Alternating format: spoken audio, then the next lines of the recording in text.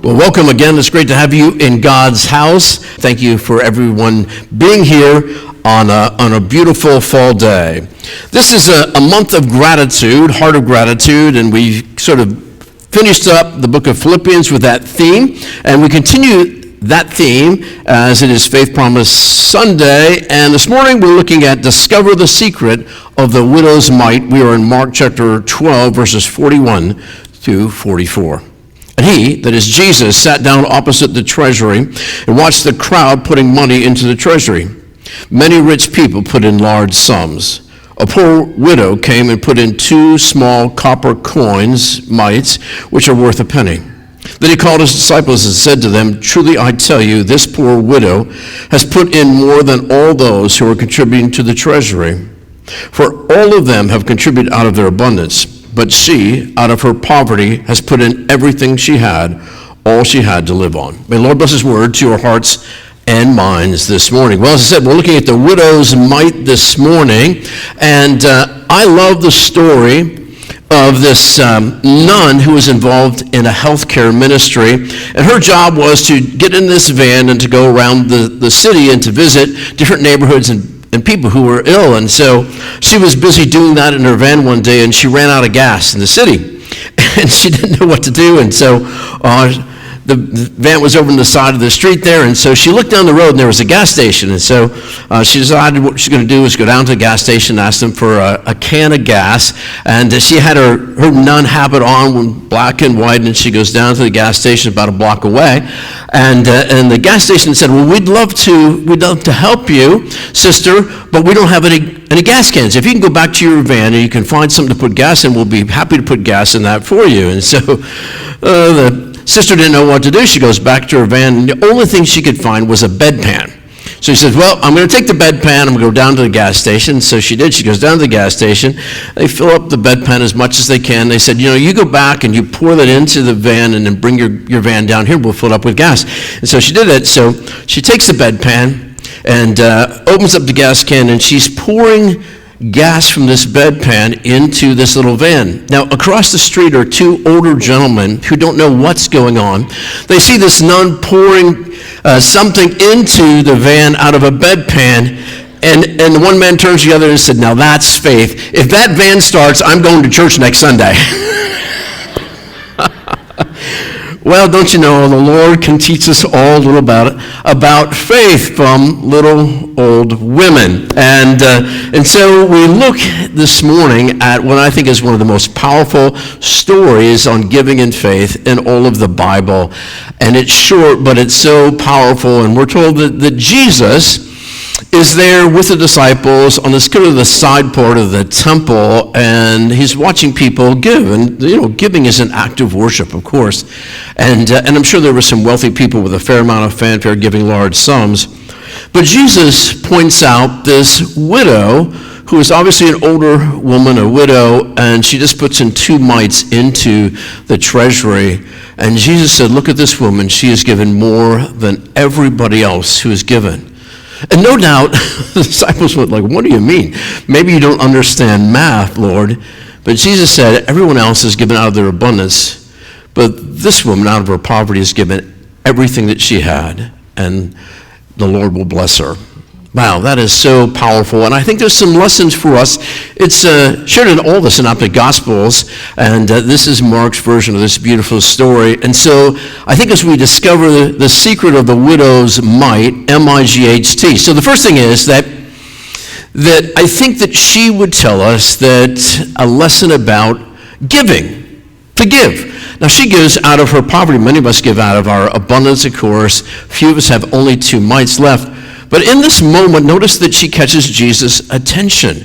And so she teaches us how to give in a beautiful way, which is one, she's doing it beautifully not out of abundance, but out of her poverty, all that she has.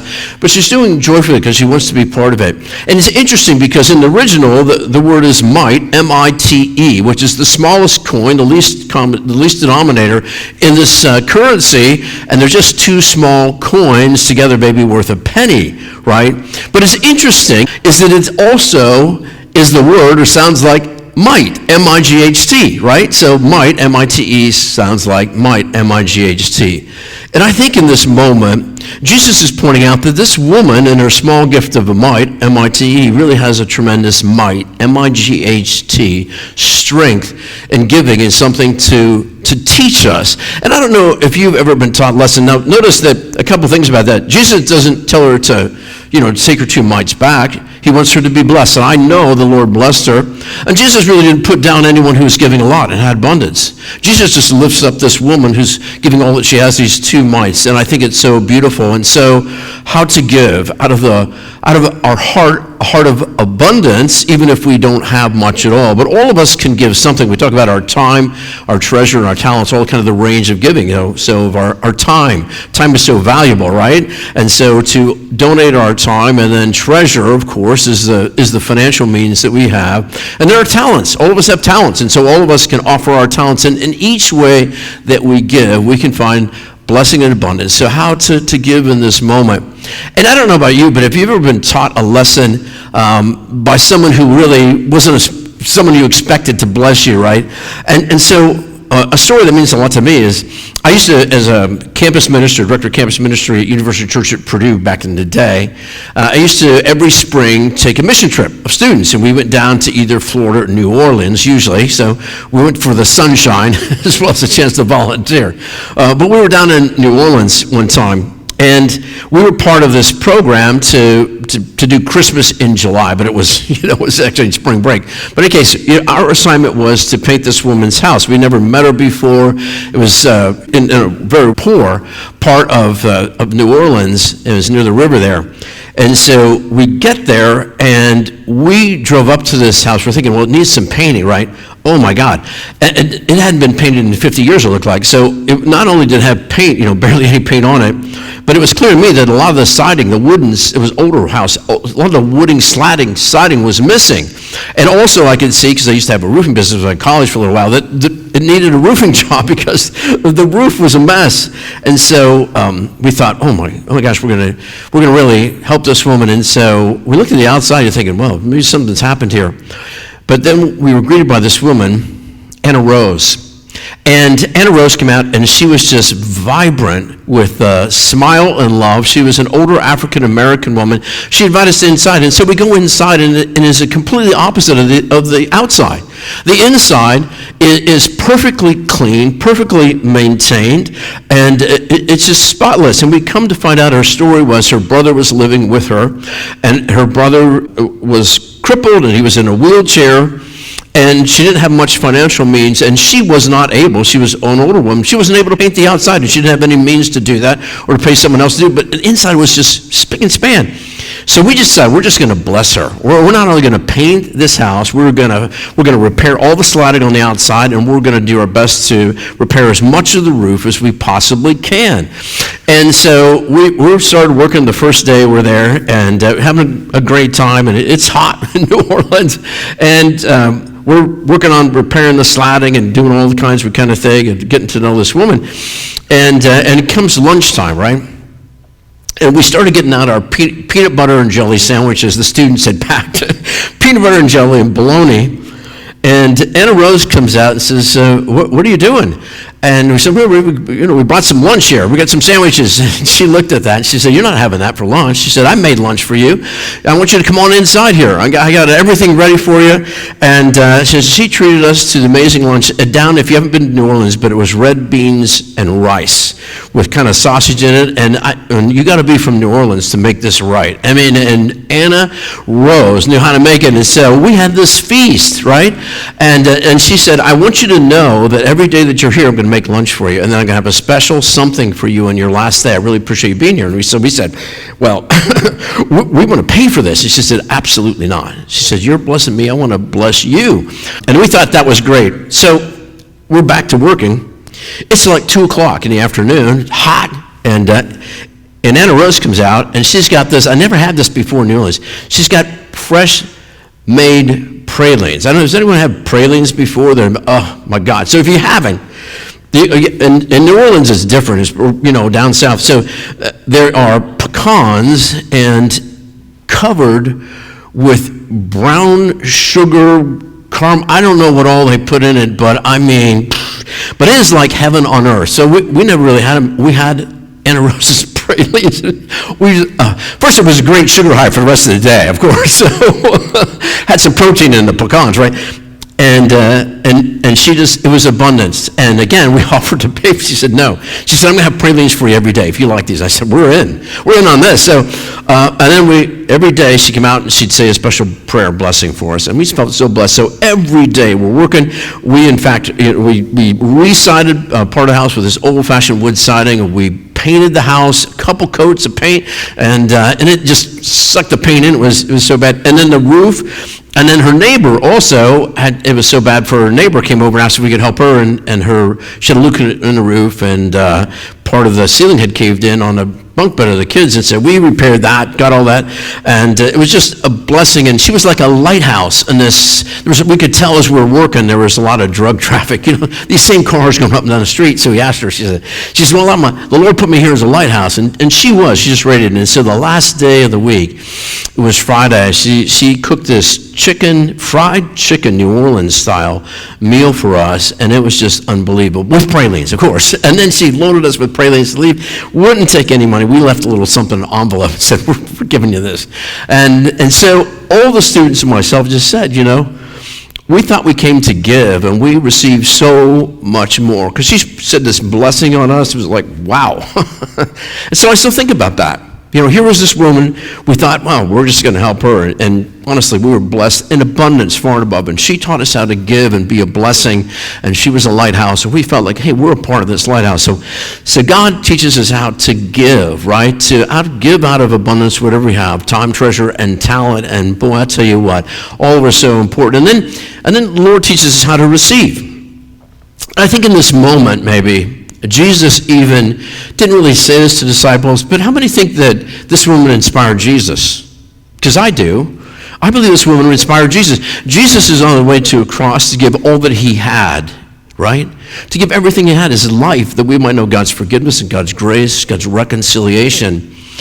And in this moment, I think this woman, this widow, giving everything she had, was an inspiration to Jesus.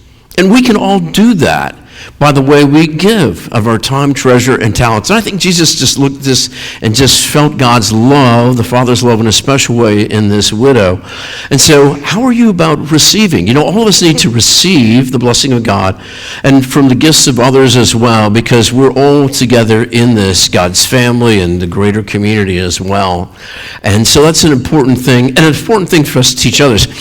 When I was the head of Habitat for Humanity in Connecticut, we had this project, and we did lots of builds in Bridgeport. And one in particular was really inspiring. And so this gentleman who was a builder would do a blitz build. I don't know if you've ever been involved in a blitz build, but he built a house in a week. And it was just his building company and all his contractors, which he told them they were going to volunteer to put this house up. And so we had the lights on and the TV cameras were there, and it was a 24-hour, 7-day build, and he always did it in a week. And so, and his name was Glenn. And when we would talk, and we'd go out for coffee sometimes, and I always like to hear his story. So I asked him about his story, and he said, I've been really blessed by the Lord. He said, there's a Gold Coast of Connecticut right in there. So that along the Gold Coast there, and he said, I hit the building boom just right. It was about 2000 to 2007. And he said, I just, everything I touched turned to gold. Homes, apartment complexes. And he said, I was a multimillionaire by the time I was 40 years old. And I decided it was time to retire. And so I built a beautiful subdivision in Florida. Beautiful homes. And he said, the last home that I built in Florida was mine, for me and my wife. My kids were in their 20s. So I'm retiring. And he said, it was a few months later, and he said, I had the perfect day. He said, me and my friends, we got up, we went golfing. It was a beautiful day in Florida. He said in the evening, he said, I was there with my wife. I grilled outside. We had a steak dinner. After dinner, he said, we're there with my wife. Beautiful sunset. He said, we're enjoying a glass of wine. And he said, all of a sudden it hit me. He said, I turned to my wife and said, I forgot something. His wife said, what do you mean? He said, well, I forgot the most important thing. And she thought, Maybe it was the wine or something. He said, I forgot to pass it on to the next generation. She said, what do you mean? He said, I built all this, I became a multimillionaire, but I didn't teach the next generation, our kids, how to build and lead and how to give. He said, next day, I got on a plane, flew back to Connecticut, and I asked my kids, I said, do you want to build with me? One was a teacher, one had a small job in business, and they said, yeah, we'll build with you. And so he moved a house, and he didn't sell the home in Florida, he kept it. But he had another home in Connecticut. He and his wife were there, they go back and forth, and so he built with them. And frankly, it was in 2008, 2009, after the collapse, particularly of the home market, and he still kept on giving. He said, I thought and I still think, my greatest responsibility was to teach those kids how to build, and more importantly, how to give. And so it's so important to me to do this home blitz where we pay for a home and we build it with our labor every year. And he said, I have been blessed above and beyond what I've ever given back. And one of the families that he built for was a woman, her name is Rachel, and her and her daughter had been immigrants, come from, actually from Russia, and were there hard-working, volunteering for other people, and we were able to help them with a home, and we're still friends on Facebook. I see her daughter was small then, has grown up, and what a blessing, and she's been a blessing to other people. So how do you receive? You know, you give and you receive in so many different ways. And so his mind was he could never outgive the Lord. He was able to receive. And one of the most important lessons is to show the next generation how to give. And I'm so proud that my daughter's always been part of the Faith Promise thing. But more importantly, we do talk about giving, time, treasure, and talent. So how are you about receiving and passing it on to the next generation? And the final lesson is, I see a lesson about how God gives. And how does God give?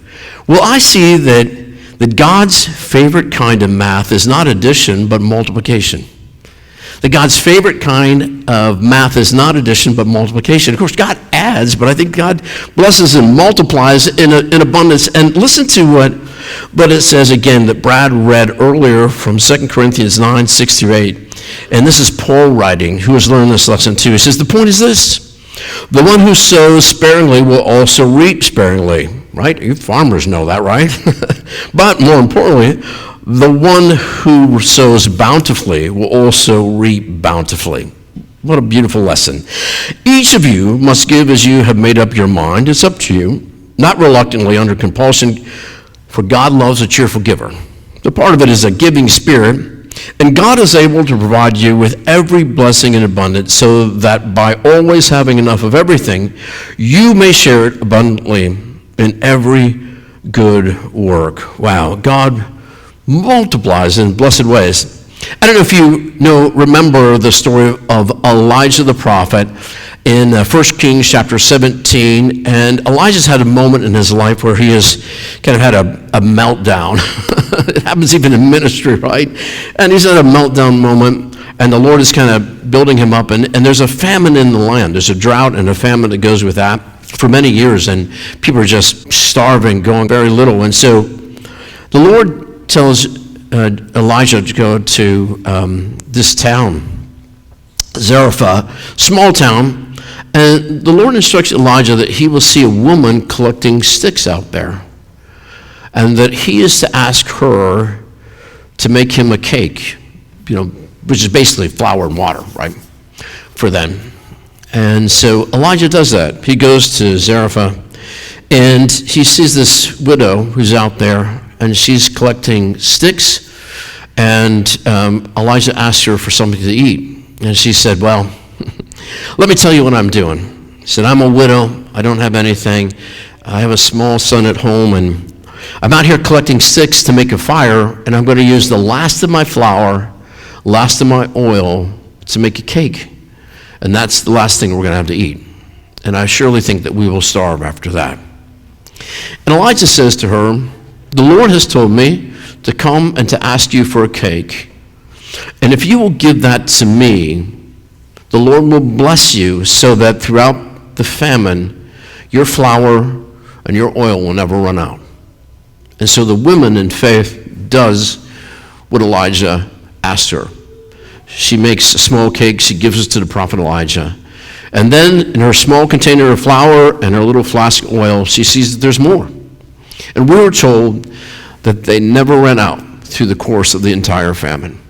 Sometimes God asks us to do what this widow did, both the widow that Jesus saw in the temple and the widow that Elijah went to give from what we have, not necessarily out of abundance, but I think all of us have abundance here compared to much of the world, but to give what we have. And when we do, God will bless us. And it isn't how much we give, but how much of our heart we give in the giving. We all have time. We all have treasure. We all have talents. What are you giving? Sometimes giving is just taking a moment to walk into a hospital room and to visit someone and to say a prayer. Sometimes giving is writing a letter. Sometimes giving is just giving a word of encouragement Sunday morning to someone who needs a word of encouragement from you. There's lots of ways we give, and of course there's the financial aspect as well. I believe in giving. I tithe, which, sort of old-fashioned, I know, but which is 10% of all I have and more of the gross, as a matter of fact. But I don't say that, but you have to figure out what it is for you, because it's different for all of us. But I also try to tithe my talent and my time in different kinds of ways. And for all of us, there is a moment that I think that we give, and then we receive, and then God multiplies abundance. But it's blessed to give. And Jesus says this, and I think this is so beautiful and important. Jesus in Luke chapter 6, verse 38 says this, "Give and it will be given to you, good measure, pressed down, shaken together, and running over, will be poured into your lap. For the measure you use will be measured to you." So give and it will be given to you, good measure, pressed down, shaken together, and running over. And some of you know this, but I'll just say it again because I think it's so important. And this illustration that Jesus is giving is in that day and in the culture that if you were a worker in the field, you were paid by what you picked at the end of the day. And if the master really, the head of the building operation, the farming operation, really wanted to bless you in a special way, he would tell the workers to go out and to take a basket and to fill it overflowing with the produce of the field. And so what they would do is they'd fill up the basket, then they'd shake it, right? And then they'd press it down, and they'd put more in until it was running over. And that was a symbol of abundance. So don't you want that? Good measure, blessing, to press down, shaken together, running over, so that you might be a blessing to others. It's amazing what God can do for all of us. There's a lesson in giving. I want to close with this story that I love. It's a true story. The story is of Hattie Mae Wyatt in 1884. And Hattie Mae was going into a Sunday school in Philadelphia, and she was just 6 years old. She wasn't with her parents at the time. They were somewhere else, but she had found her way to the Sunday school. And when she opened the Sunday school door to this kind of anteroom, this other building next to the church, it was so full of people, of young kids, that she was afraid. She didn't think there was room for her. And so she turned away, and she started to walk away, and there were tears in her eyes. And the pastor, by the name of Pastor Cromwell, saw her and asked her what was wrong, and she said, well, there wasn't enough room in the Sunday school for her. And I said, there's absolutely enough room in the Sunday school for you. And so took her by the hand and walked her in, introduced the Sunday school teacher, and so she was blessed by that. Next 2 years, she was just a part of the church, part of the Sunday school, and blessed. And sadly, when she was 8 years old, she passed away. And in the middle of the night, and her parents were heartbroken, the pastor was heartbroken, the church was heartbroken because they could come to know this little girl. And so the parents asked the pastor, Cromwell, to do the funeral, and he did. He did the memorial service. And then after the memorial service, which was very moving, the parents came up to the pastor and said, well, we want to give this to you. It's a little sack that was next to Hattie Mae's pillow, and it has 57 cents in it, and it says to build bigger for more kids.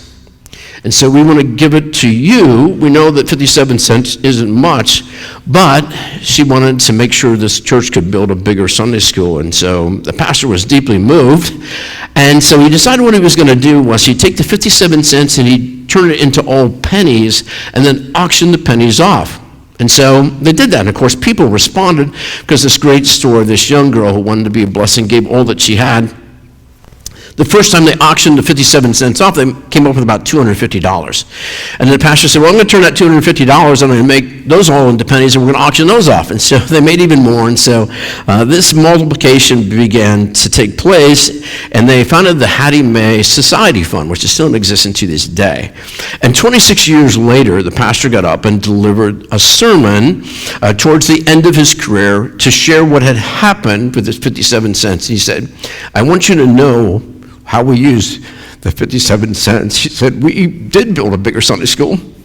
We built a bigger church that seats 5,000, which is Temple Baptist Church. He said, then we had a neighborhood ministry, and we decided we need to start an education program. He said, we started an education program. We ended up starting a university, which is Temple University in Philadelphia. And he said, then we started having missionaries, and we decided what we needed to do was have a hospital. And so we built Temple University Hospital, all because of the inspiration and multiplication. Well, sometimes we look at ourselves and we think, well, the budget is tight. I don't know what I can give. And it's true. I wouldn't make light of that. But it's also a chance whatever we have, God doesn't expect us to give beyond our means, but all of us have some time, treasure, and talent that we can give. Because we can be a blessing to someone every day by our time and by our treasure and by our talent. And so Faith Promise Sunday is a reminder of that, not just for today, but throughout the course of the year. And so I invite us all to be inspired by the secret of the widow's might, M-I-G-H-T, for surely she had strength to inspire Jesus, as well as all of us, as well as these other moments. And I know you have people who have inspired you by their strength. Would you join me in prayer? Gracious Lord, we're so thankful for this story and the inspiration that all of us have a place in giving, because all of us have a place to bless others with the abundance you touch our lives with. And we're thankful that you always bless us, but we're so privileged to be a blessing to others. We pray in Christ's name, and all God's people said, amen.